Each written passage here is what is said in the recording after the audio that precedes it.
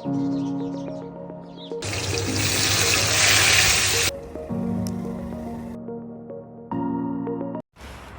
Everyone, welcome to my YouTube channel. So basically ఈ video వచ్చేసరికి a weekend in our life. Day మొత్తం temperature 1 degrees అలా ఉంది, కానీ ఈవినింగ్ వచ్చేసరికి కొంచెం ప్లెజెంట్గా అనిపించింది. సో అలా వాక్ చేద్దామని చెప్పి మా ఇంటికి దగ్గరలో ఉన్న 7 Kings పార్క్ అయితే వచ్చేసాను. మా హస్బెండ్ కొంచెం తొందరగానే వెళ్ళారు, ఎర్లీగా పార్క్కి. తన ఫ్రెండ్స్తో క్రికెట్ ఆడదామని వెళ్ళారు. సో నేను ఇంకా అలా వాక్ చేస్తూ వచ్చేసాను. నేను ఫస్ట్ చూడడానికి బయట నుంచి చాలా చిన్నగా ఉందనిపించింది, కానీ లోపలికి వెళ్ళాక చాలా పెద్దగా ఉంది పార్క్ అయితే. సో ఇది మా కమ్యూనిటీ పార్క్ అన్నమాట. ఇక్కడ మాకు ఎవ్రీ కమ్యూనిటీకి ఒక పార్క్ ఉంటుంది విత్ మల్టిపుల్ ఎంట్రన్సెస్ ఉంటాయి ప్రతి పార్క్కి. ఇప్పుడు మాకు ఆల్మోస్ట్ ఈవినింగ్ 7 అవుతుంది, బట్ వింటర్ అయిపోయింది కదా, సో డే లైట్ కొంచెం ఎక్కువసేపే ఉంటుంది మాకు. ఇప్పుడు అంత త్వరగా చీకటేం పడదు ఇప్పుడు ప్రజెంట్ మాకు. ఇక్కడ పిల్లల నుంచి పెద్దవాళ్ళ వరకు ఎవరైనా టైం స్పెండ్ చేయడానికి, గేమ్స్ ఆడుకోవడానికి గ్రౌండ్స్ ఉంటాయి. ఇంకా సన్సెట్ అయితే చాలా బాగుందని చెప్పి నేను కొంచెం సేపు అక్కడ బెంచ్ మీద కూర్చొని వ్యూ ఎంజాయ్ చేస్తున్నా.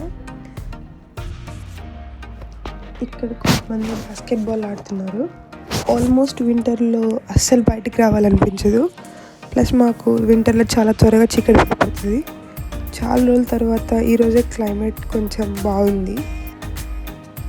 ఇంకా సమ్మర్స్లో క్లైమేట్ చాలా బాగుంటుంది కాబట్టి అందరూ ఫ్యామిలీస్తో, ఫ్రెండ్స్తో అందరూ వచ్చి అట్లా పిక్నిక్స్కి కూడా ప్లాన్ చేసుకుంటారు.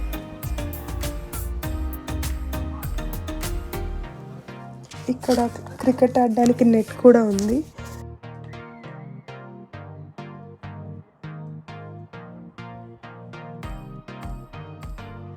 ఇంకా మా హస్బెండ్ వాళ్ళ ఫ్రెండ్స్కి బాయ్ చెప్పేసి వస్తున్నాడు.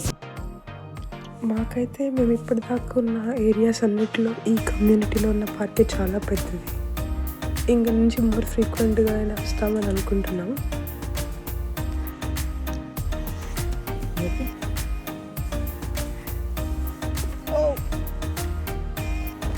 ఇంకా మేమిద్దరం కొంచెం సేపు అలా అక్కడే కూర్చొని వ్యూ చూస్తూ ఉన్నాము.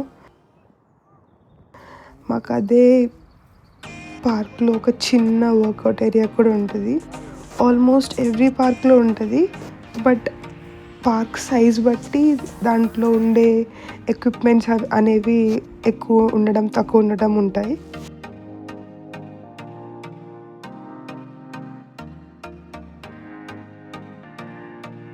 ఇన్స్ట్రక్షన్స్ కూడా దాని మీదే ఉంటాయి, ఎలా యూజ్ చేయాలి ఏంటి అనేది.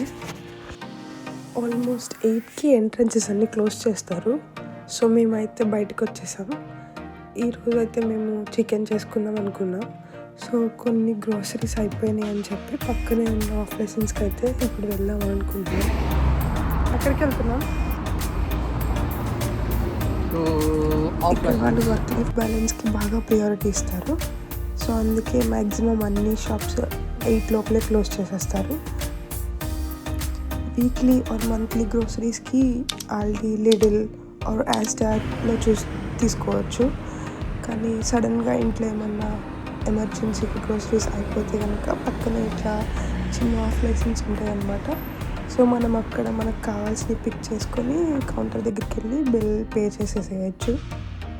ఇక్కడ మనకి ఓన్లీ ఇండియా నుంచే కాకుండా సరౌండింగ్ కంట్రీస్ నుంచి వచ్చే వెజిటబుల్స్ కూడా అవైలబుల్గా ఉంటాయి.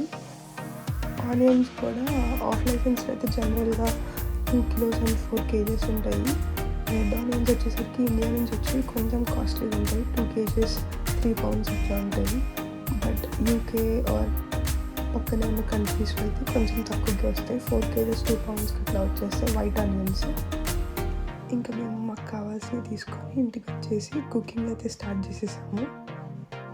ఈరోజు షెఫ్ అయితే మా హస్బెండ్ అనమాట.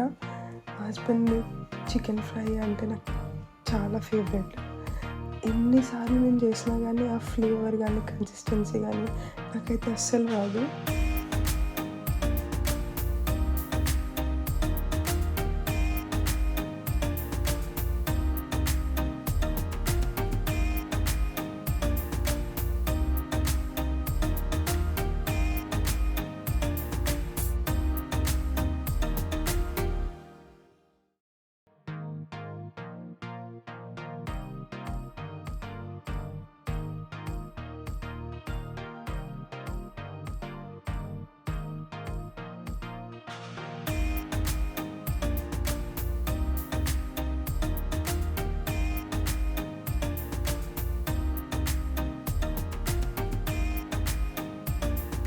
That's all for today.